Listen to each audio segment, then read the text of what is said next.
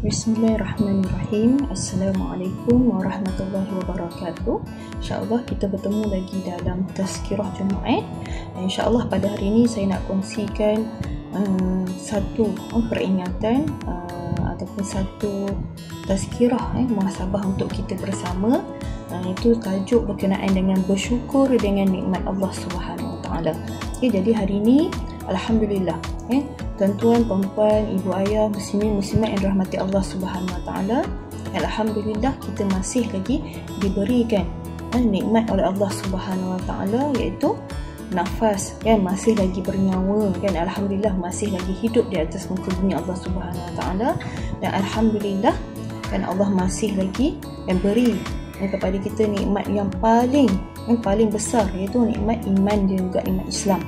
Dan segala nikmat-nikmat yang Allah Subhanahu Wa Taala berikan kepada kita hari ini terlalu banyak untuk kita terus hidup di atas muka bumi Allah Subhanahu Wa Taala. Dan sesungguhnya Allah lah yang maha berkuasa atas segala sesuatu, dan Allah berhak untuk melakukan apa sahaja dan mengikut kehendaknya.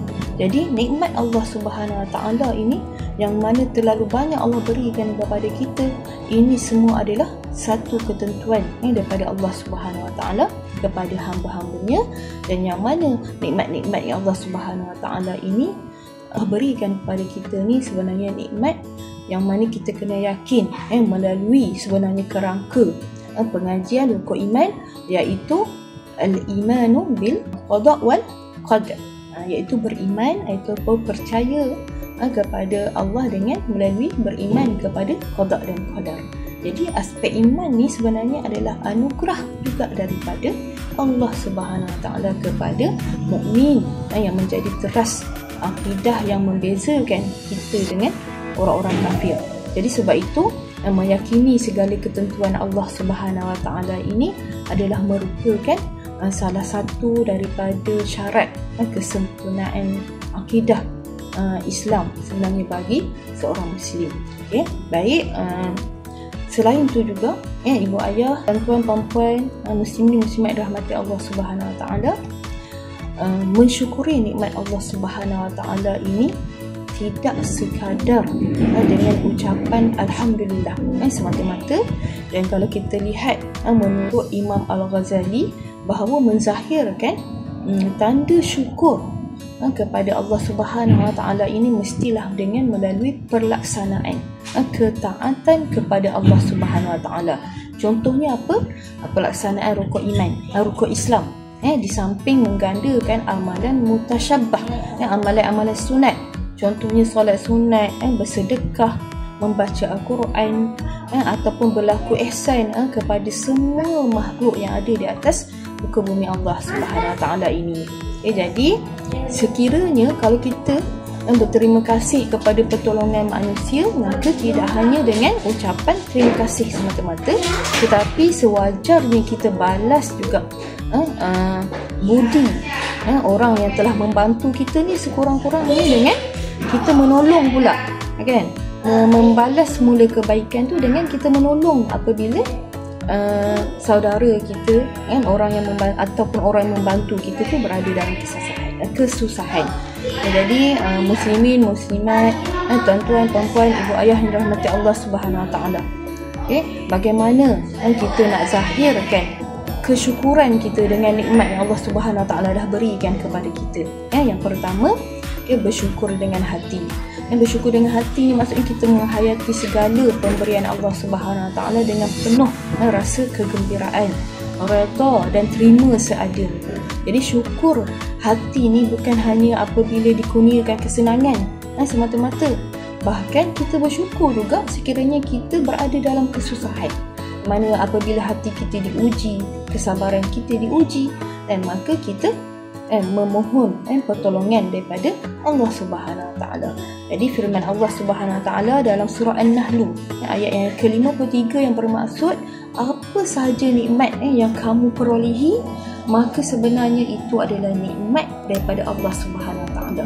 Dan tidak kiralah sama ada nikmat itu dalam kesenangan ataupun kesusahan, maka mohonlah pertolongan daripada Allah Subhanahu Wa Taala. Jadi bersyukurlah ketika waktu kita senang ataupun kita susah. Sebab kedua-duanya adalah datang daripada Allah yang menciptakan kita, dan Allah ini Maha mengetahui hamba-hambanya. Jadi bersyukur dan lihat apa saja pemberian Allah Subhanahu Wa Taala itu sebagai nikmat. Baik, yang kedua, bersyukur dengan lidah. Bersyukur dengan lidah ni iaitu anggota badan kita, iaitu lidah, yang mana ucapan yang keluar daripada lidah ini iaitu orang yang bersyukur mestilah bersifat khair, kebaikan.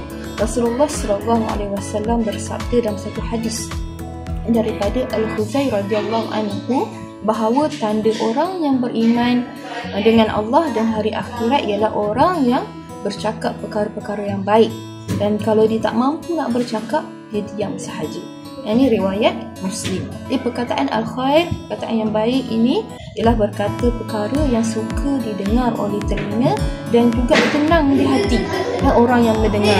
Ini perkataan yang mendekatkan kasih sayang dan merapatkan hubungan antara manusia.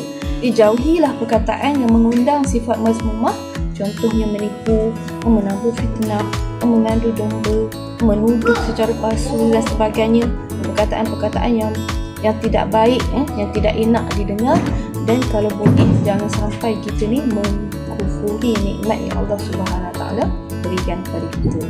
Jadi yang ketiga iaitu bersyukur melalui perbuatan, berusaha melakukan kebajikan dan segala bentuk al-amru bil ma'ruf wan nahyu 'anil munkar.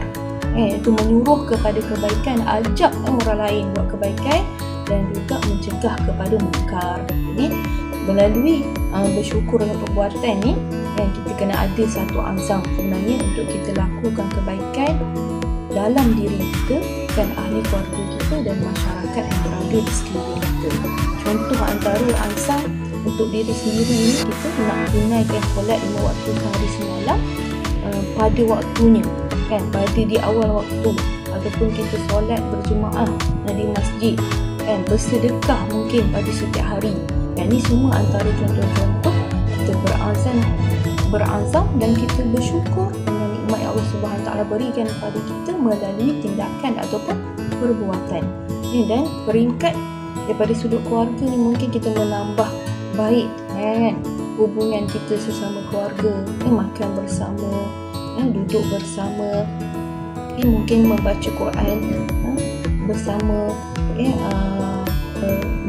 bertalaki, mungkin duduk dalam majlis ilmu bersama juga. Ini semua adalah contoh-contoh kita menzahirkan kesyukuran kita kepada Allah Subhanahu Wa Taala dengan nikmat yang Allah Subhanahu Wa Taala berikan kepada kita, yang mana kita ada keluarga, ada isteri, ada suami, ada anak-anak, dan maka kita lahirkanlah nikmat kesyukuran kita ini kepada Allah Subhanahu Wa Taala dengan kita melaksanakan perkara-perkara yang baik. Jadi manfaatkanlah anggota badan yang Allah Subhanahu Wa Taala kurniakan kepada kita dengan kita bersyukur dan berterima kasih kepada Allah Subhanahu Wa Taala melalui ibadah kepada Allah. Dan kita kena hayati firman Allah Subhanahu Wa Taala dalam surah Ibrahim ayat yang ke-7, dan a'udzubillahi minasyaitonir rajim, bismillahirrahmanirrahim, wa iza ta'azzana rabbukum la in syakartum la azidannakum wa la in kafartum inna azabi lasyadid. Yang mana Allah Subhanahu Wa Taala menyebut berkenaan jika kamu bersyukur dengan nikmatku, aku pasti menambah lagi nikmat itu kepadamu, dan sekiranya kamu kufur dengan segala nikmat yang Allah Subhanahu Wa Taala berikan, maka akan nantikanlah azab yang sangat keras, yang sangat berat. Itu adalah jaminan daripada Allah Subhanahu Wa Taala. Jadi dia umpama kita bersedekah, bila mana kita bersedekah, bahkan harta kita bukan berkurang, bila kita bersedekah Allah akan tambahkan lagi, Allah akan banyakkan lagi harta kita, rezeki kita, insya-Allah. Jadi ketahuilah nikmat Allah Subhanahu Wa Taala ni sangat luas, dan bukan hanya wang ringgit, bukan semata-mata kita nampak kekayaan harta benda, tetapi kesihatan tubuh badan, umur yang panjang, rumah tangga yang harmoni, bahagia, anak-anak yang soleh-solehah, yang cerdik, yang bijaksana. Ini semua adalah nikmat yang Allah Subhanahu Wa Taala berikan kepada kita. Jadi kalau kita kufur dengan nikmat Allah Subhanahu Wa Taala, maka ingatlah bahawa azab Allah Subhanahu Wa Taala itu sangatlah berat, sangatlah keras. Jadi semoga menjadi manfaat buat kita bersama kita jadi lebih baik, sama-sama kita bersyukur dengan nikmat Allah Subhanahu Wa Taala, dan moga-moga kita dapat melaksanakan ketaatan kepada perintah Allah Subhanahu Wa Taala dengan sebaiknya. Wallahu a'lam. Assalamualaikum warahmatullahi wabarakatuh.